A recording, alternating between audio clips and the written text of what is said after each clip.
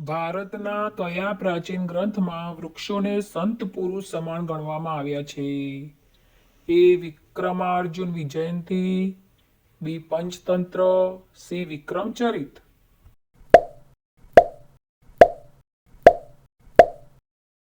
જવાબ આવશે સી. વિક્રમચરિત. વંદે માતરમ ગાન કયા પુસ્તકમાં પ્રસિદ્ધ થયું હતું? એ. ગીતાંજલિ, બી. આનંદ મઠ, સી. બંગદર્શન.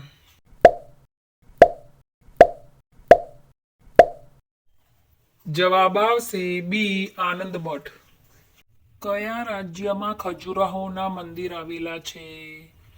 એ. આંધ્રપ્રદેશ, બી. મધ્યપ્રદેશ, સી. બિહાર, ડી. ઓરિસ્સા. જવાબ આવશે બી. મધ્યપ્રદેશ. કાઝીરંગા રાષ્ટ્રીય ઉદ્યાન કયા રાજ્યમાં આવેલો છે? એ. અસમ, બી. ઓરિસ્સા, સી. કેરળ, ડી. પશ્ચિમ બંગાળ.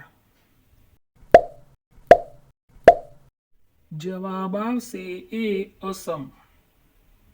આપણે જેને બાળ મનોવિજ્ઞાન કહીએ છીએ તેને આધુનિક મનોવૈજ્ઞાનિકો ખાલી જગ્યા કહે છે.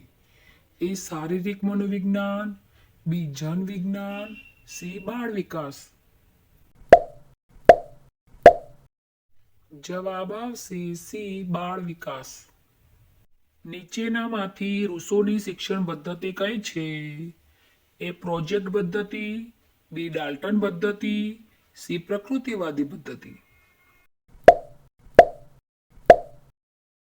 જવાબ આવશે સી. પ્રકૃતિવાદી પદ્ધતિ. જોધાબાઈનો મહેલ તરીકે જાણીતી ઇમારત કઈ છે?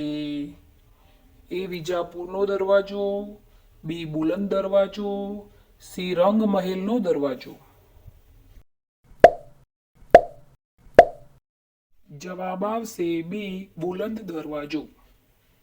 15મી ઓગસ્ટે દિલ્હીમાં કયા સ્થળેથી ધ્વજવંદન કરવામાં આવે છે?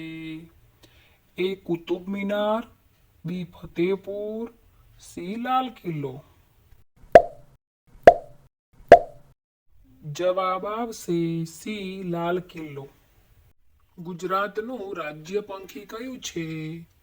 એ. મોર, બી. પોપટ, સી. સુરખાબ.